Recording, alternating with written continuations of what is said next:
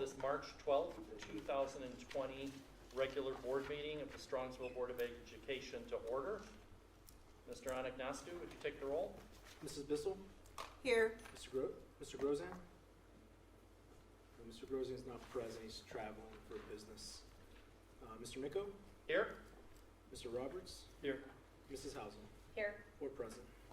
Please rise and join me in the Pledge of Allegiance. I pledge allegiance to the flag of the United States of America and to the republic for which it stands, one nation, under God, indivisible, with liberty and justice for all.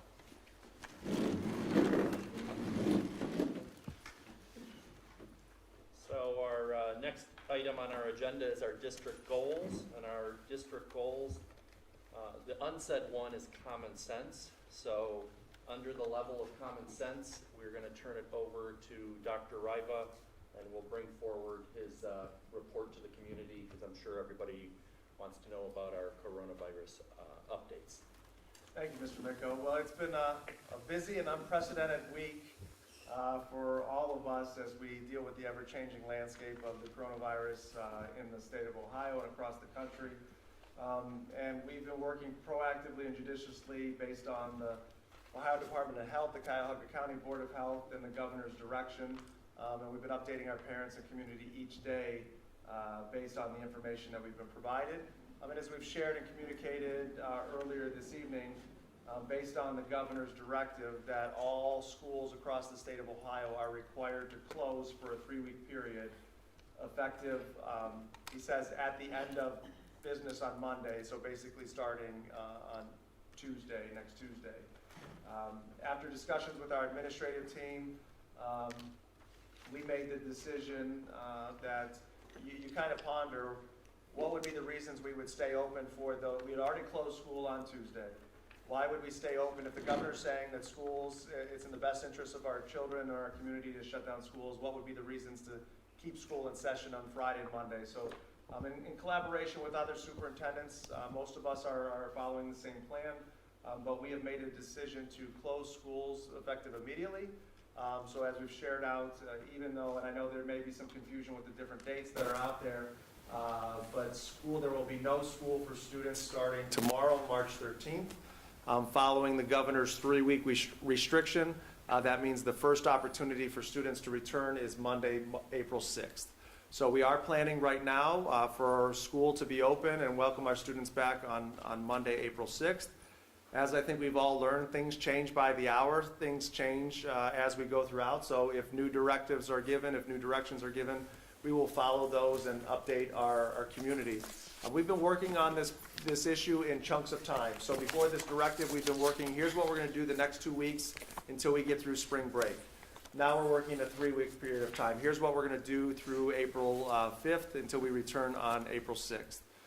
We are opening, as I shared, because of the notice today, we are opening all of our buildings for students and staff tomorrow from 7 a.m. to 1 p.m. So we are asking all of our staff will be back in the building, as well as all of our students, to come back and get anything you need for the next 3 weeks, because after tomorrow, our buildings will be closed and not accessible except for voting day. And on voting day, it will be only accessible for the poll workers and the areas where the elections are being held.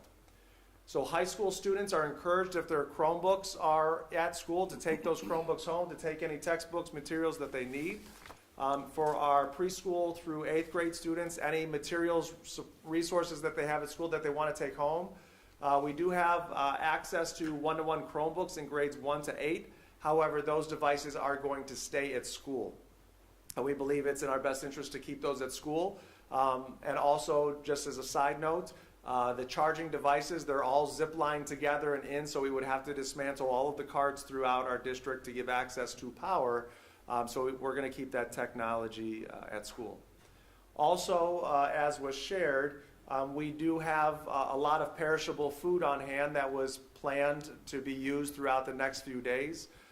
So our food service department is going to be shipping all of our food over to the middle school. They will be preparing grab-and-go lunches.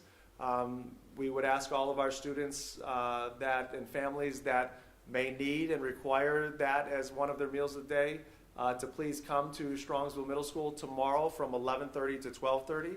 We are actually going to do it or run it like a drive-through. We have 2 drives at the middle school with a loop. We ask that parents and families follow the loop. We will be outside in 2 stations, and you will roll down your window, and we will give you as many lunches as you need, and then we will get to the next family. I will send out updates in the future if we utilize all of our food inventory tomorrow. That will be it. If we have more left over, we will share with the community that we will extend it for future dates. So that is the immediate things that are going to get us through the next few days. What I would ask everybody is please be patient. I understand that there's a lot of questions, and I understand that sometimes there's a desire to have information right away. I would hope that you would understand that those of us that have been in education for a long time or a short time have never experienced this. And so looking at 3-4 hours ago, we were told and got notice just when everybody else did that schools will be shut down for 3 weeks. We've been proactively planning, but we have to pace out our decisions as we move forward. There are operations of the district that need to continue on, and we're working through what those may be for essential staff. But I just want to give you a highlight of some things that are on our radar, we'll be working through, and we will be communicating with you at the time when that information is available. First of all, most immediately, we will not be running school buses tomorrow for Strongsville City School students. So it is not a school day. It is a come to school and get your materials day. So students need to find their own transportation to school. For our Strongsville students that attend private or parochial schools that will still be in session either Friday and or Monday, we will still be providing transportation services to those students if their school is still open. So for example, St. Joseph and John is open tomorrow. We will provide busing to all St. Joseph and John students. On Monday they are closed. We will not provide busing to those students. So we have a lot of private and parochial schools that we provide transportation services to. We were working with those throughout the afternoon and evening to determine their plans, and we'll provide transportation to those students, but no Strongsville City School students will receive transportation tomorrow because our district is not open for school. It's open to pick up materials and resources. The second thing that I wanted to mention, and I mentioned it in the letter, is if you take a look at our calendar, we will miss 11 instructional days. So counting Friday, we'll miss 6 instructional days, then we have spring break, then we have another 5 instructional days. We have worked with our teaching staff and shared that our building principals at the elementary level are going to share, if they haven't already, with families. Here's some educational resources, some ideas, some suggestions we have for you to support your children during these 11 days, 11 missed instructional days. We have then asked our teachers at the elementary level to then suggest beyond that, for my class, for my grade level, here's some suggestions I have, whether they be online, whether they be PDFs we send to you, whatever they may be, to utilize. For our 6 to 12 teachers, our teachers will be communicating with parents and or students, whether it be via email, via their unified classroom page or Google Classroom, of here's some things that you should be looking at, thinking about doing over the next 2 or 11 days of instructional time that you'll miss. However, because of the idea that we have 6 instructional days, spring break, 5 more instructional days, the idea of truly creating an online virtual learning platform of assigning work and requiring that to be completed and turned in virtually or in hard copy when they return, we didn't feel was in a prudent move or decision at this point in time. That way, what we are providing is educational suggestions for you as parents to determine and decide. There will not be graded work that will be collected when students return. And teachers will be determining and communicating with you what those options may be as we go forward. The other part, when we talk about those school days, I think it's important to note that the governor phrased this as an extended spring break. Those were the words that he used when he communicated that. And so that's part of the reasons why we've made the decisions that we did. But even if we consider this a part of meeting the mandated minimum school year, we have plenty of hours. We attend school, our students attend school plenty of hours beyond the required minimum. So besides our preschool students and our half-day kindergarten students, and our high school students that have early release periods. We are well within the framework of missed days, should that be a requirement. However, I would note that the governor has made mention multiple times that the rules and procedures that are in place, this is a crisis situation, this is a pandemic, that they are going to be cognizant of that, from things to state testing to attendance requirements. That's all on hold for the time being. So I feel comfortable with the plan that we have moving forward. I've shared a lot of information verbally with you. We've shared a lot in writing. Please know that we do have a website that's on our headlines at strongnet.org. It has it's been a landing spot for all of our communications that we've sent out thus far. We will also be creating a separate FAQs site that will house questions that we get and answers, so parents can have one spot to go to see what is the district's stance on this or that. Things that I want you to know are on our radar, and be patient. And by patient, I mean some of these decisions will be done tomorrow. Some of them will be done in the weeks to come. So one of those things is, what are we doing with athletics? I will be meeting with the athletic director and the appropriate administration tomorrow morning, and we will be discussing what's going to happen athletically for practices, athletically for competitions, and we'll share that decision when that's made. You also have to look at the governor put out an order to ban mass gatherings. He did exclude high school athletic or athletic events for competition or practice, barring that there are no spectators other than immediate family members, like they did for the OHSA tournament here recently. So we'll be taking that into all into consideration. We'll be communicating what is happening with practices and what is happening with games. And what is happening if we cancel part of the season with folks that have already paid a pay-to-participate fee. That is all on our radar, and we will address that. The most pressing issue right now is our Disney trip for our marching band and orchestra students. I've reached out to Mr. King, Mr. Heyer, and our high school administration. We are meeting tomorrow morning to discuss that trip, and we will have a decision shortly on the future of that trip. The other thing that we've gotten questions about are grades. For our secondary students, the quarter ends the 20th? Or is it this Friday? This Friday. This Friday, the quarter ends. What are we doing with grades? What are we doing with assignments? To be candid, that is not a priority right now for all of the work that we're working through. We will answer those questions. We will work that out. We're going to do what's in the best interest of our students. And so that is a decision that will come later on. But please know that that is something that's on the radar, and we'll be working through those in the days and weeks to come in terms of what grades will look like, when they'll finalize, what about assignments that are still outstanding. We'll be working through those. So I'm looking at my team in the audience, and Jenny, is there anything that I missed so far? Board members, any questions you have or any clarifications or anything you're hearing that it would be good to address? I think you've done a great job. Thank you. So as things come, feel free to continue to ask questions, share information. You can share it with Dan. Dan's been a great support to me and our district, as well as you can email me directly. Please also know that because we are closed, nobody is going to answer the phones. So use email. Contact us via email. Our administrative team will still be checking their email. A lot of our staff will still be communicating via email. I know our central office team will be as well. So let us know those questions, and we try to have that 24-hour response time. I hope you can understand that the volume has increased recently. So it may take us a couple more days to get back to you, but your questions are important. And we will either get back to you personally, or we will address it in a group response to all parents and community members if we're seeing a frequent question. With that, I know we're going to turn it over to our treasurer, George Agnostu, who wants to talk about the impact on the district finances. George? Thank you, Mr. Ryba. With recent news of the coronavirus that's being hit globally, financial markets have been in flux.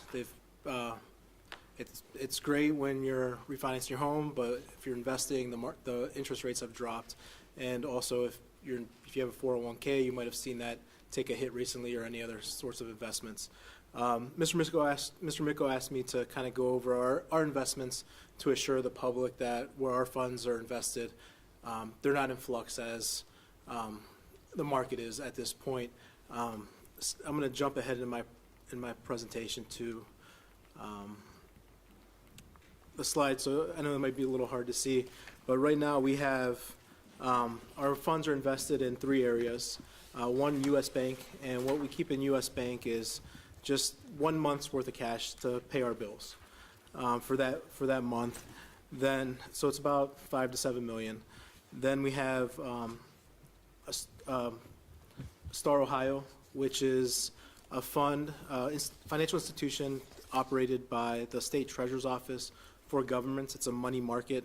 So we put our essentially 2-month to 9-month monies that we need out in Star Ohio, where that gains greater interest as if we would have left it in U.S. Bank. For example, right now, the interest rate in Star Ohio is 1.49%. Last week was 1.67. The week before that was 1.76, and last year was 2.54. So you can see just over the last 3 weeks, it's dropped almost 30 basis points. But it's still a good spot to keep those 2 to 6 month monies. So the money's in there right now. It's $25 million. In February, we received a big property tax advance, and that's a good chunk of our money to get us through these next 6 months. When we get our next big advance would be in June. And then our long-term securities, we have $29 million invested in Meter Financial, and within our portfolio, Meter Financial, that $29 million is split between U.S. government agencies, which are federally backed, U.S. Treasuries, there's 14%, which are federally backed, and 10%, which are FDI insured, and those are $250,000 less, and the FDIC insurance is up to $250,000. So those investments are below that amount. And then the remaining 31% is in commercial paper, and by state law and our investment policy, the commercial paper that we invest has to be rated at the highest percent. The one point that I want to touch on, although our money is in the portfolio, as the markets decrease, all of our money these are all fixed income securities, meaning as long as we hold the monies until security, they're federally backed, and we're not going to lose any of that principal. And the interest rate that we went in is locked in. So for example, the ones that are in the 4 to 5 year range, those were locked in over 2%. So because we locked them in when the market was higher, we're benefiting from that now when the market is low. Now if we have any securities that are maturing, we're going to go into that 0 to 1 year range, because we know right now the markets are declining. So once those mature, we'll see where the market is in 9 months if we want to anticipate any longer range. So to recap, all of our money is in fixed income securities, and they're government backed, and as long as we keep them in until maturity, we'll receive 100% of that principal back, plus interest. Thank you, George. The whole purpose of all of that was to assure the public that as we're all, myself and I'm sure everyone else, is looking at the stock market and seeing 20% declines, et cetera, the money that is entrusted to the school district is invested in a very suitable way to minimize risk. The majority of our rules are state rules, but which we follow, but we do follow all those rules, and that money that's entrusted to us is in safe investments. And then to piggyback on Cameron's comments, the other thing I wanted to reiterate is that we are in, if not constant, awful regular communication with the mayor and the city officials, and we coordinate with them. And again, I said it at the beginning, I hope that everyone sees that we're using what we consider common sense. Questions that need an immediate answer, we will give you an immediate answer. Questions that don't need an immediate answer, we're going to use that common sense to answer those questions at the time. Every parent, every person, every student, things like grades, et cetera, are important. If you have an A now, you're going to have an A in 3 weeks. If you don't have an A now, you can use those 3 weeks to study and perhaps improve to a better grade. But we'll be reasonable, whether it's testing, whether it's assignments, or what have you. We'll be reasonable with all of that. Any other comments from the board? Hearing none, we're going to move on to public comment, number 5. And I'm excited that we have 2 people for public comment, Mrs. Joniak and Mr. King.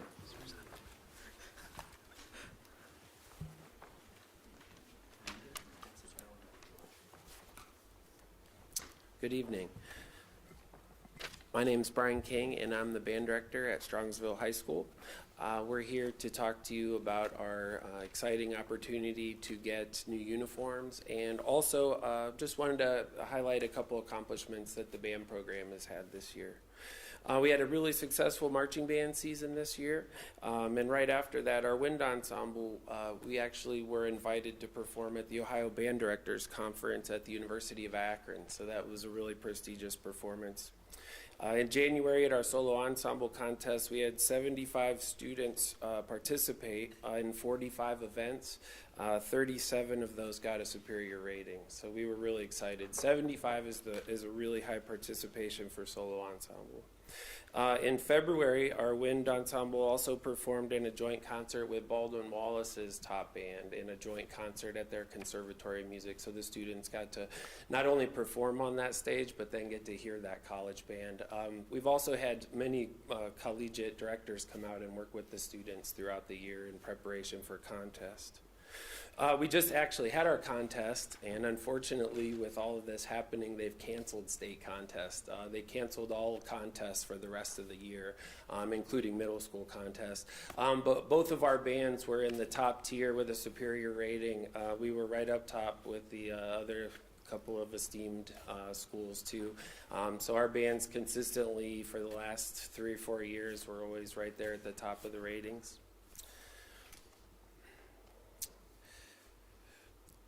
I want to say a special thank you in our fundraising efforts for our new uniforms to Dr. Ryba and Mr. George Ignastu, and their help has been really great. We're bringing this together pretty quickly here. It's been in the works for a while, about a year now. Coming up with a design is really tough. It's hard. We get a lot of input from a lot of different people, and you could go rounds all day about should the buttons be silver, should they be gold, should they? So, you could really get into a wormhole with that stuff. I also want to thank our SIM board members for their help and support, and also our SIM treasurer, Katie Dula, and all of our students and parents that are in attendance tonight. So I want to go ahead and bring in our student who is wearing this uniform. You're going to get to see it. So let's welcome in Devin Maddox.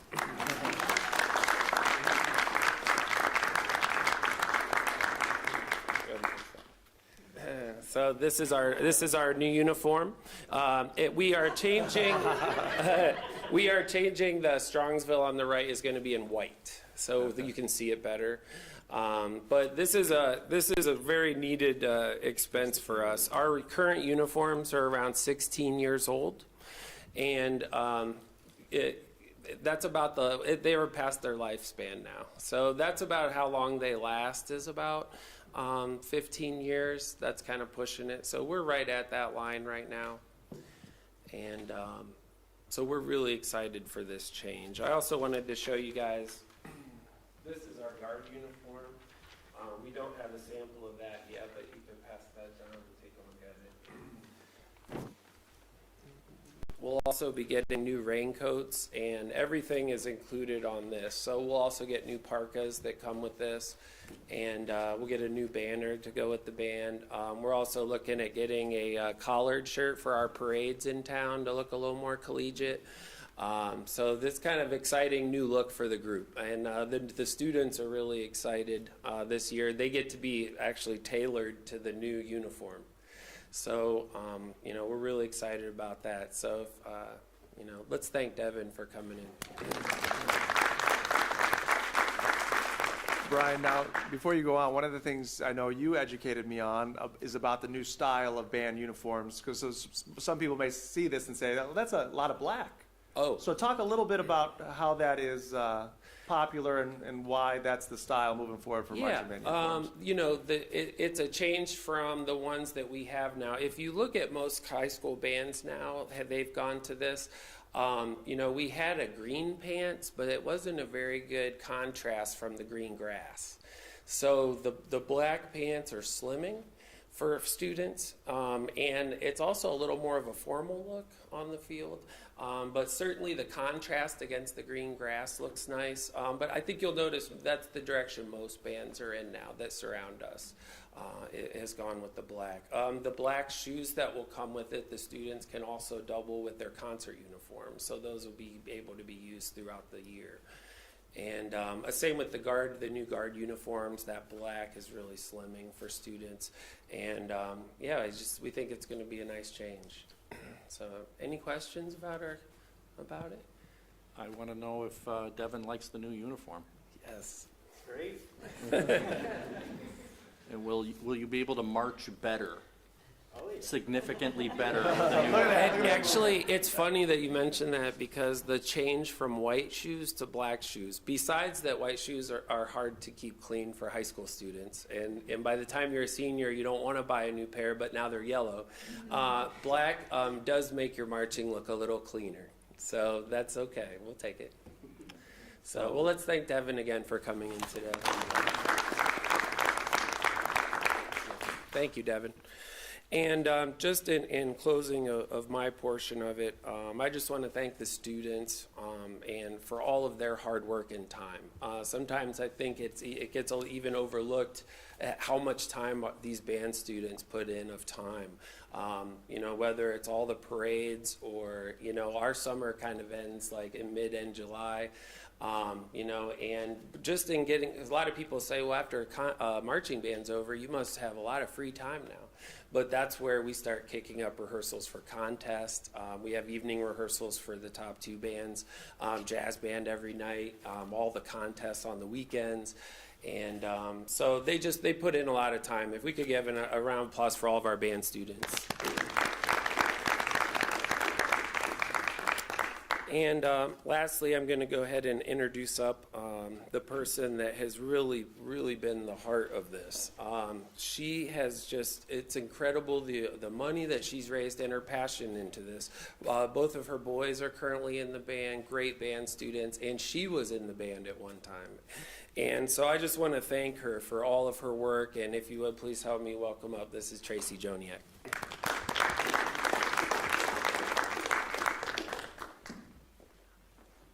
Thank you. When I was in the band, I had a lot of hair because that was the thing in 1989, and it looked good back then. So I'm Tracy Joniak, and I'm here on behalf of Strongsville Instrumental Music Boosters. And SIM is the 501c3 that supports and enriches instrumental music education in Strongsville schools for grades 5 through 12 students. I'm here to share with you the exciting news about our program, how we're getting the new uniforms, and I want to talk to you about how we're paying for them. So when you see our marching Mustangs, it's really easy to spot their precision, their skill, and their dedication. But what you don't see is their uniforms are 16 years old, which is older than our current freshman and sophomore students. And they're getting a little threadbare. There's a lot of sewing at meetings, at games, and emergency figuring out if this thing can be preserved for this thing. So it is time for them to be replaced. And SIM is excited to announce that we have purchased new uniforms for our band students. So I wanted to tell you about how we're paying for these uniforms. Our uniform fund comes from 3 different sources of funding. The first source, the largest source, is that every student who marches with our band pays a uniform fee. That uniform fee gets paid to the district, but it's to cover things like uniform repairs, dry cleaning, new parts, all the things that come along with having an inventory of uniforms. A small portion of that money has been set aside in an account for us, housed through the district, for the replacement of uniforms. That makes up the bulk of our funding. And so that's from the people over the last 16 years who have marched with our group, have contributed to that fund as a part of their uniform fees. The next pot of money is a CD that SIM has set aside specifically for uniform replacement. We've known this is coming. We've been preparing for it all along. And these are funds from things that we do, like all the concessions at football and basketball games, as well as our individual fundraising things that our students have worked through. So that money has been set aside through Music Boosters. So the third pot of money is the campaign that I'm spearheading. And I'd like to share with you what we're doing to make sure our students all look as sharp as Devin this coming fall. We began an intense campaign to let our community know about the need to replace these band uniforms. So people didn't realize how old they were, and they didn't realize that they were starting to fail in critical ways like, holes and that sort of thing. And our volunteers have kept those uniforms in amazing condition. Think back to your own closet. You don't have things that have been worn every week for 16 years without an amazing team of volunteers. And our volunteers who handle the uniforms are phenomenal. They're amazing. They're amazing. So we began an intense campaign to let our community know about the need to replace these band uniforms. So I'd like to thank anybody who shared our information either on social media, through email, and through our printed letters. We're currently gratefully accepting donations through May 1st. We have some new incentives for people who choose to sponsor our uniform drive, and you can find all those incentives and all that information on our website, www.strongnat.org/SIMB. Thank you to our supportive community. We are very close to our goal of providing new band and color guard uniforms for our students. To celebrate this exciting new uniform coming to us, we are planning on hosting a wingding on April 25th from 5 to 8 at the Harvest Saloon. So the tickets and more information about that, and as well as our uniform campaign, can be found on our website. My amazing team of volunteers is helping put together a great event, and we'd love to partner with any local businesses who'd like some exposure and who would like to help our band. The best way to do that is to reach us at simfundraising@gmail.com or simsponsorship@gmail.com. We'd love to work with anyone who would, be able to work with us. Reaching out to us is a great way to be a part of our event or to contribute to the Marching Mustang Uniform Fund. With your help, we are proudly looking forward to providing these new uniforms for our students and continuing the amazing tradition to represent Strongsville into the future. Thank you.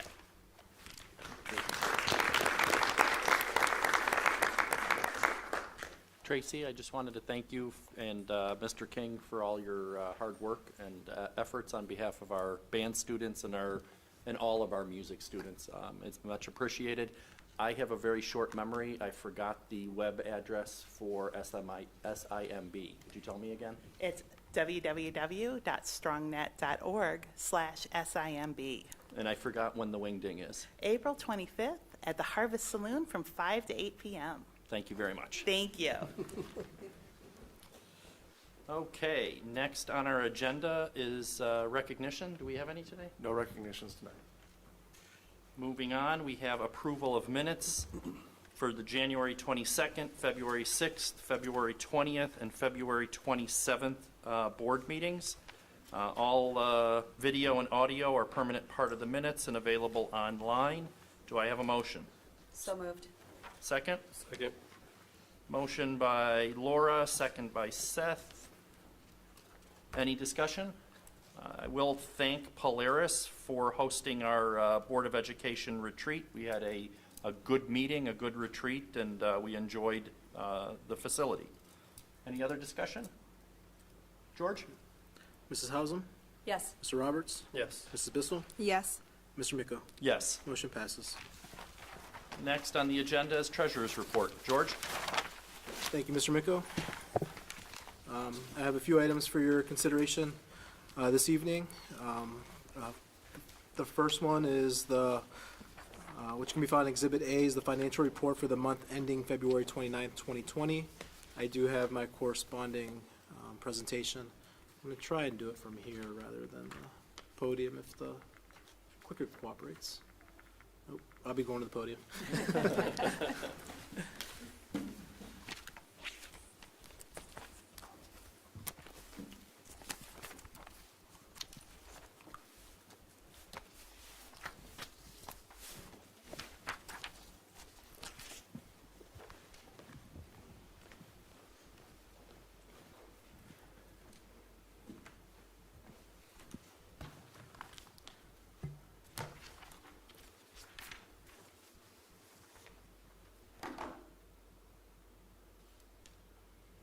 So February is a big month for us in a sense. We receive one of our largest piece of revenues for the year that we have to make it last for 6 months, is for the first half of the calendar year, our property tax advance. So we get about 4 or 5 advances a year. There's 3 for the first half and then 2 in the second half. The first half we receive a small portion in January, a big portion in February, and then the remaining small portion in March, which those funds essentially fund our expenditures through the middle of July, once we receive a small portion of the second half advance, and then again in August, the remaining advance, which we have to have last until the middle of January. We get that first half advance again. So it's kind of that cycle where we get our big chunks of revenue 5 times a year that we have to stretch out the year to make our expenditure, to meet our expenditure needs. So for this month, revenues totaled $26 million for the month. Through February, the district has revenue in the amount of $66,886,000, which is an increase of $6.9 million compared to February of last year, in which revenue totaled $59.6 million. The increase is primarily due to the new operating levy that went into effect for this tax collection of the 5.9 mils beginning January 1st, 2020. And I know Mr. Rabo said it during his State of the Schools. We can't thank the community enough for the passage of the levy, which has been able to support us for the next 10 years. So for the remaining of the year, from March to June, we're projected to receive about $12.5 million during that period, for a total revenue of $79.4 million, which is a $1.4 million increase, or 1.76% above the forecast, which is primarily due to recent tax settlement agreements that we received, refunds from prior year expenditures from the BWC, and then also a refund from the county auditor's fees for unused fees during the appraisal. And then through February, our interest revenue totaled $544,000, which is an increase of $63,000 compared to February of 2019, which totaled $480,000.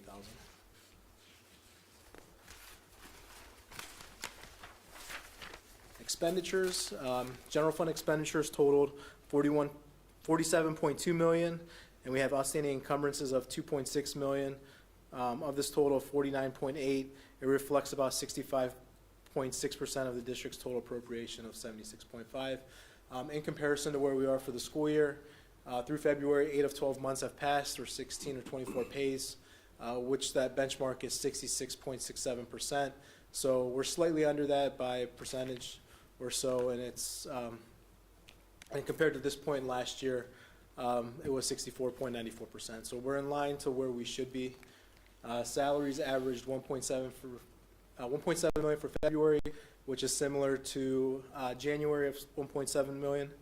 And total salaries total 27.9 million for the year, which is an increase of about 500,000 or 1.82% compared to February last year.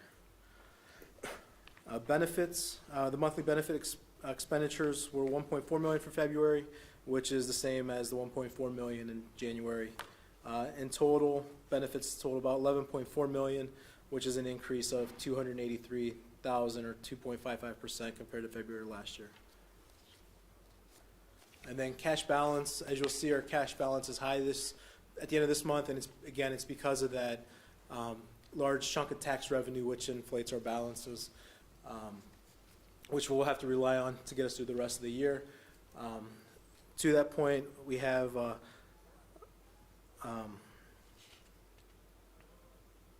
sorry, I lost my place. So at the end, the cash balance at the end of February is 52.3 million.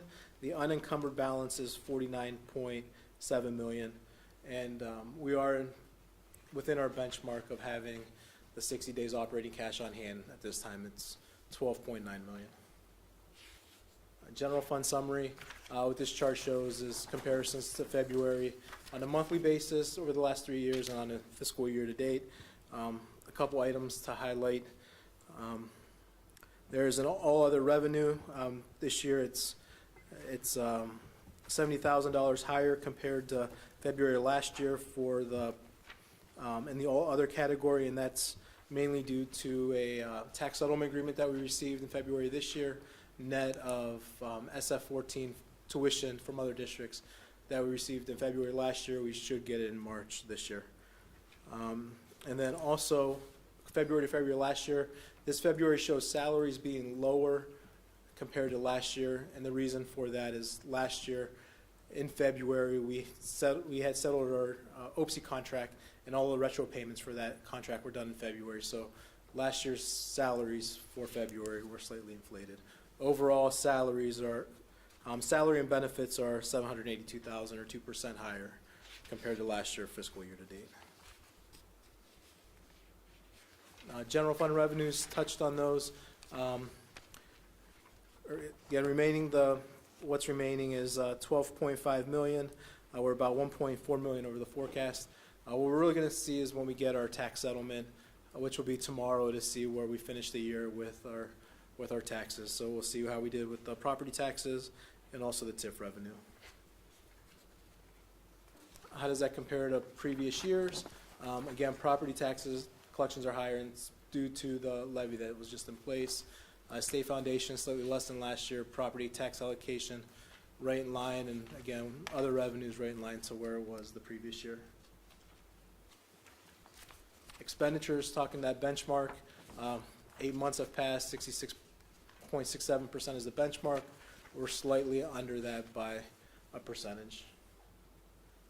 Expenditures through January, again, the chart on the left shows the percent by category expended or encumbered. Again, it's in line to where it should be based on the time of year. And then expenditures by category, as you'll see, the chart on the right, the salaries and benefits are slightly higher compared to the previous years.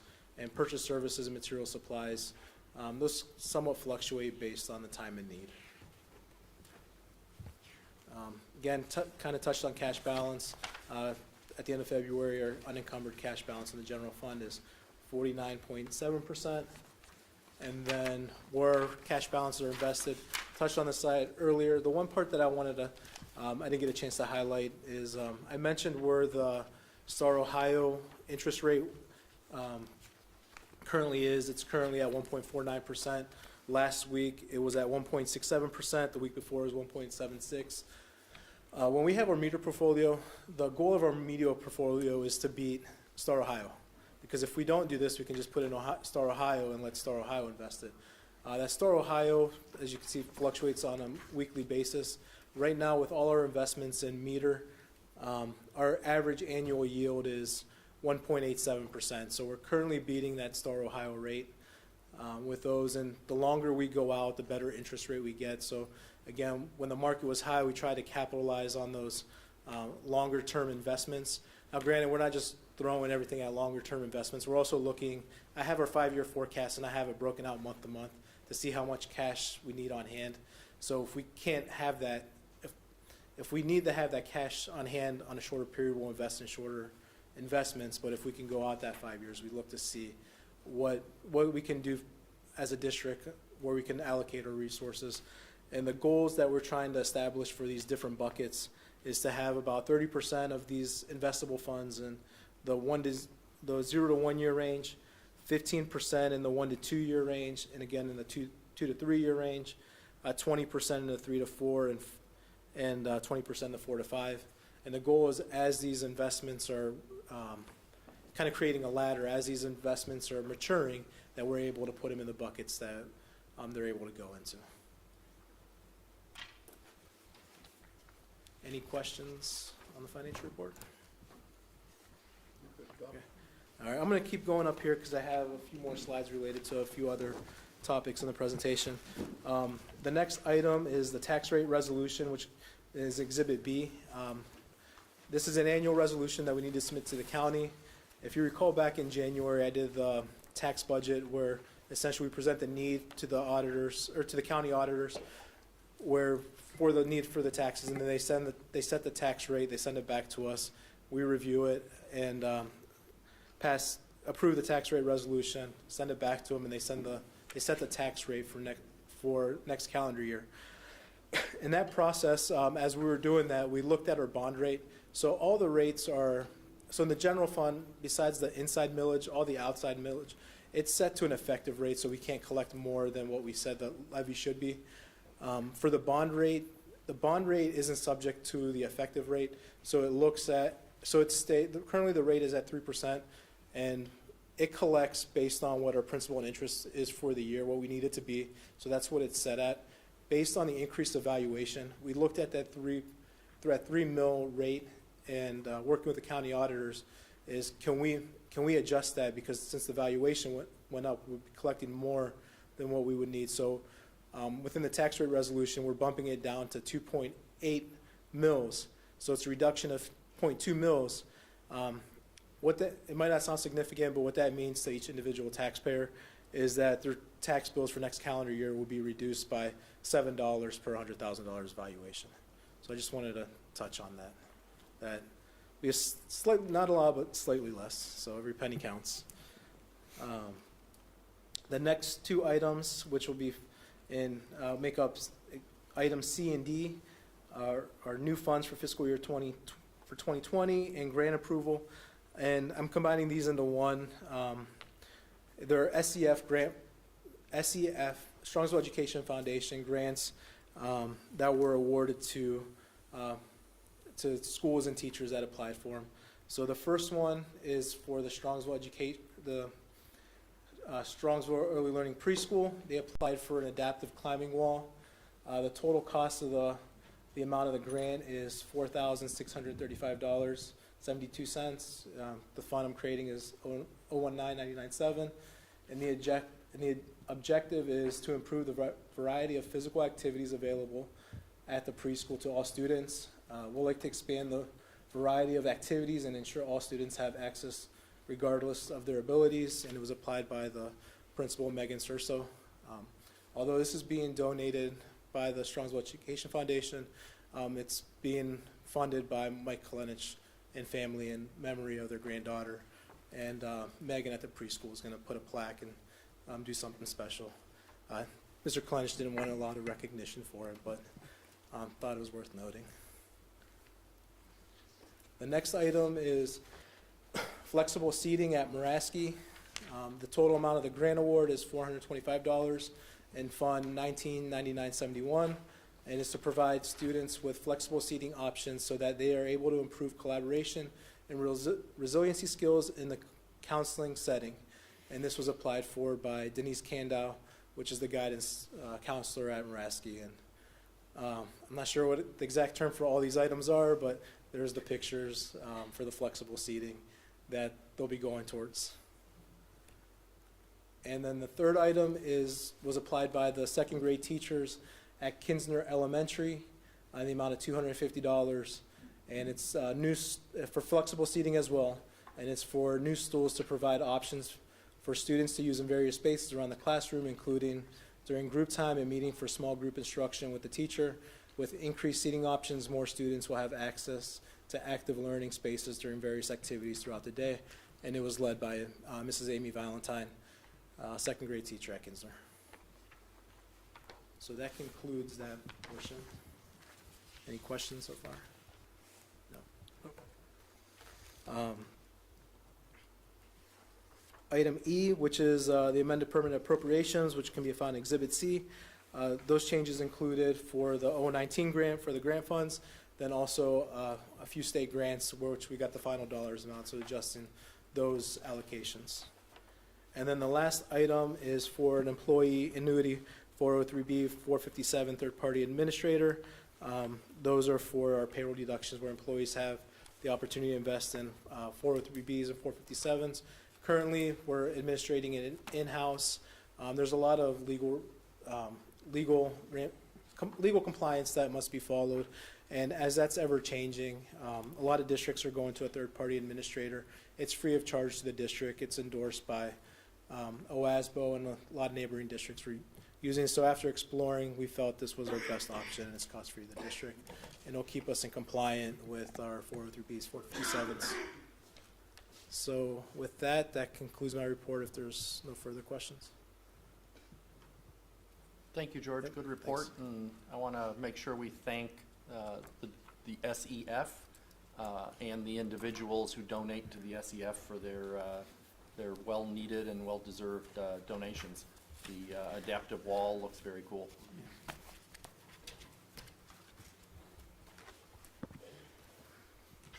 And I now turn it over to Dr. Ryba, Superintendent's report.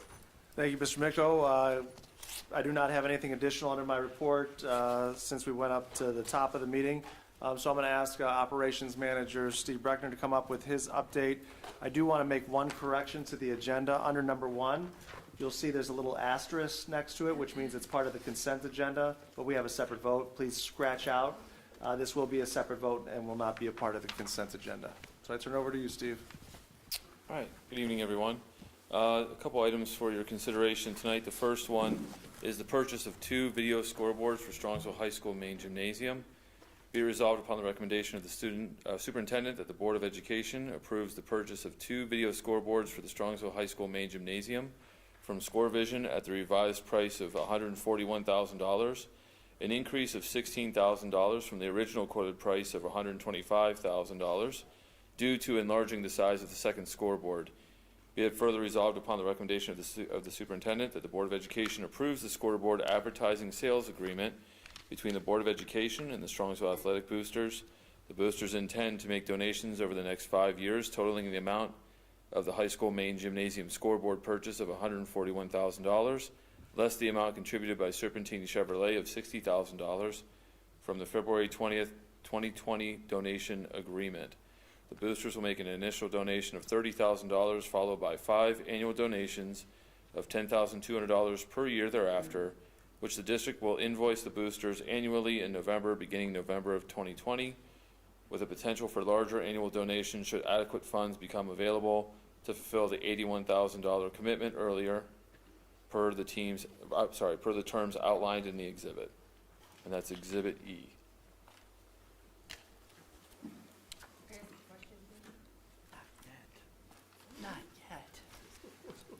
So everyone's going to ignore the asterisks to the left of number 1.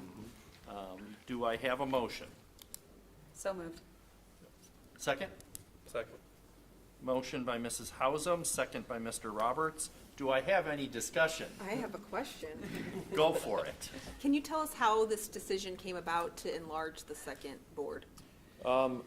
I do know that there were some issues with integration between one board being one size and then other board being another. So for the price of the increase, it was decided to make the scoreboards the same size and decrease that technical glitch. So we're going to take the one down and put the new one up?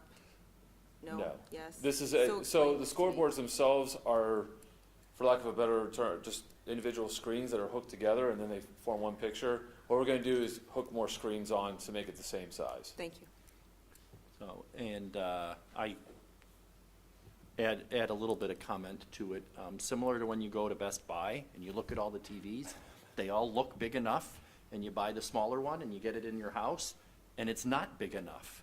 And in the TV world, you live with it. But in the scoreboard world, because they are modular, this additional doesn't mean we're removing the existing one. We're just adding enough panels to make it bigger, because bigger's better, I guess. But there is, it will make it nicer, and there is an artistic or aesthetic difference between the ratios between the boards, and we've never bought them before, so I don't, it's hard to know what the effect is going to be until you see them. And I would like to compliment the athletic boosters, especially their president, Dan Martin. When they saw them, they said, we need to make this better. And they committed to making it better, and so now we're in a position to approve it. But we do want to, I do want to thank, on behalf of the board again, Bob Serpentini and Serpentini Chevrolet. If it wasn't for them, we wouldn't be doing this. And I want to thank the athletic boosters. If it wasn't for them, we wouldn't be doing this. And then I want to thank our crack team of employees, because if it wasn't for their smarts and their planning, and I'm looking at Mr. Binkley and I'm looking at Mr. Faust, we wouldn't be doing this. And there might be a dirty secret that someone just wanted to rent a cherry lift one more time, but that's not true. We needed a bigger scoreboard. Is there any other discussion? Hearing none. George, can you take the roll? Mrs. Hausen, Yes. Mr. Roberts, Yes. Mrs. Bissell, Yes. Mr. Miko. Yes. Motion passes. The second item are a couple gifts. Mr. and Mrs. George Mueller donated an AED, an automated external defibrillator, valued at $1,500 for use in the district. And also the Strongsville Football Backers, or SFB, will donate additional weight room equipment valued at $23,415 and flooring valued at $3,380 pending Board of Education acceptance. Thank you. Thank you, Steve. In terms of the curriculum report, Erin's unable to be here tonight, so I will fill in for her. We have 2 textbooks for your consideration. The first is a theater arts textbook adoption. Before I read the resolution, we did hire a teacher a year or so ago with the sole purpose of building back up our theater program. He has done that. We will have theater-specific courses next year, and so these are the textbooks to support that program, and we're very excited about that. Be it resolved, the recommendation that textbooks be adopted for theater arts is presented in the exhibit. These books have been recommended by professional staff and reviewed by the Citizens Curriculum Advisory Committee, and these books will be purchased with fiscal year 20 funds as found in Exhibit F.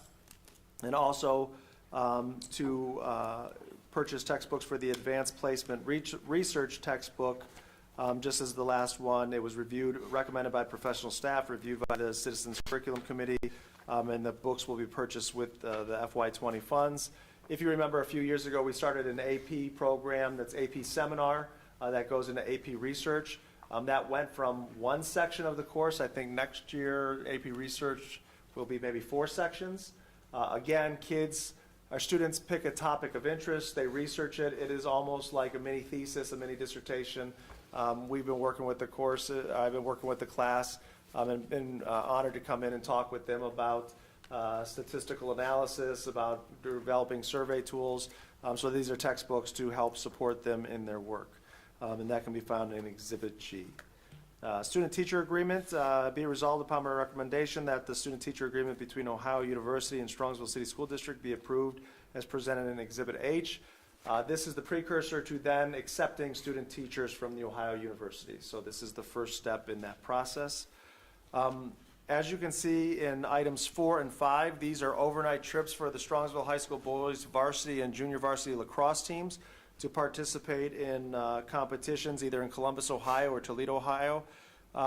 We're not saying that these are canceled at this point, but at this point in time, I do not think it's prudent to go forward and vote on these. I would recommend, with your approval, Mr. Miko, that we pull these from the consent calendar. We table these until a further time. We actually have another board meeting scheduled prior to these trips. That'll give me time to confer with our appropriate administration and provide a better recommendation. That work? That works. Does anybody have any questions on that? We're good? Okay. Number 6 and 7, these are out-of-state trips, but these are next school year in the fall or winter of 2020. So I am recommending keeping these, and obviously we can adjust as needed as we move forward. But the first is the Strongsville High School girls soccer team traveling to Albuquerque, New Mexico to participate in a soccer competition October 8th through 11, 2020. Transportation will be via commercial airline. Expenses are paid by participating students for proceeds from the Adidas National Soccer Showcase.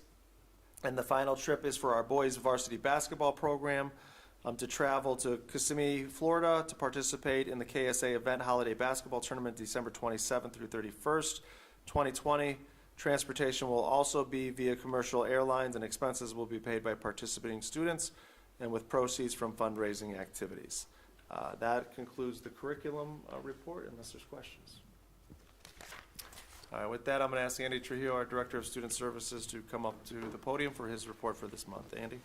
Good evening, members of the board. I have one item for your consideration this evening. It is my annual recommendation for extended school year program for students with disabilities at the preschool and school age level to be held at the middle school for the dates of June 16th through July 23rd, 2020.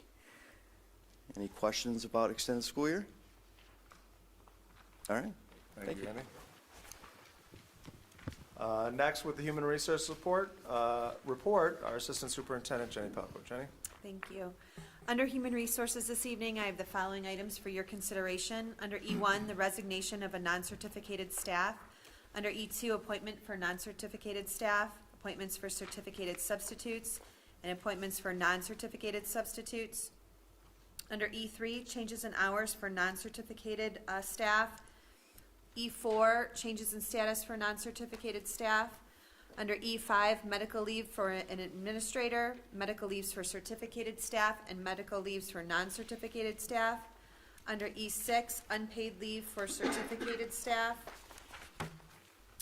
and unpaid leaves for non-certificated staff. And finally, under E7, we have our volunteers or chaperones mentors. And that concludes my report. We do not have any updates for technology this month, so with that, that concludes the superintendent's report. Okay, thank you. Next on our agenda is report on Polaris Career Center. I'll start with a quick shout out to two of our students. Lydia Rabney, she placed first place in the medical terminology contest, and she's part of our medical professionals program at Polaris. And we also want to congratulate Michael Trudler, who's also a senior. He achieved third place in the Precision CNC contest that they just recently had, and he's in our Precision CNC program. So we congratulate them and thank them, and unfortunately I don't think they'll be going on to any other competitions, because just like the athletics and everything else, they're all being postponed indefinitely, which is a fancy way of saying postponed. And then just to reiterate some of the comments we made earlier, Polaris is following the same schedule as the other schools. Polaris is closed as of tomorrow. They've communicated to the students to be able to come and get any books or what have you they want, but they're following the same pattern that all the other school districts in the area are following. I will highlight that because Polaris has a lot of programs that bring in the public, those are all also on hiatus, and that's the culinary program where the public comes in for lunch. That's the cosmetology program. I know my nails are going to suffer because I won't be able to get my manicure, but we'll all take it day by day. But all of those programs are on hold at Polaris. And that concludes the Polaris report. As far as legislation is concerned, like everything else, it's kind of on pause. There isn't a whole lot to report at this board meeting. Moving on to board liaison reports. Why don't we just start with Michelle and work our way down? There are two things to report on tonight in terms of the city. The first was that there was a city council meeting last week, and a couple of notable things happened at that. First of all, the city swore in two new sergeants, Derek Apo and Ron Stoltz. And then to replace them, they also swore in two new officers, Randy McLaughlin and David Gallagher. You may have heard rumblings in the community already about this, but the community is seeking proposals and designs for development of the center of town. That's not something they're redoing after they did the city plan. It's something that they're going to seek now for the first time in hopes of moving forward and redesigning, restructuring the center of town for this 21st and some years century. The other thing that happened too, and I reported on this last time, was that last time Barrio was granted a special permit in order to have an alcohol permit in the city. Condado Tacos, which is a similar concept to Barrio, applied for the same permit and was denied. So Barrio at this time is coming, Condado is not, but there are appeals and things like that that I think we should expect. And finally, Tony Biandello, who is the current building commissioner, is retiring at the end of April. And secondly, as many of you probably know, the mayor gave the State of the City address this past Tuesday at the Chamber lunch, and several of us were lucky enough to attend that and enjoy a lunch there. A couple of notable things. The mayor was kind enough to acknowledge and thank Dr. Cameron Ryba for his work in the community. And he also acknowledged a couple of other community and business members, including Brian Cruz, who owns and operates Sergeant Clean's Car Wash. He also mentioned that Strongsville maintains a AAA bond rating and is one of only 5 cities in Cuyahoga County to hold that. So that is important and impressive for our community. And one of the things that will affect you day to day is that the city, as you can see now, especially at Pearl and 82, is they're implementing the new traffic lights. So that process is in progress, but it is expected to take until February 2021 for that to be complete. So we have a ways to go, but it is underway, and it appears that they're starting with the main intersections. And that concludes my report. Laura? Yes, Strongsville Education Foundation. There was a meeting this morning here at the board building. There was discussion on scholarships. They are all set with our guidance department, and the scholarship process is going on right now, and our graduating seniors can start applying for those online. So maybe when they're home these next 3 weeks, I know my son will be working on that. So get out there and get those scholarships filled out.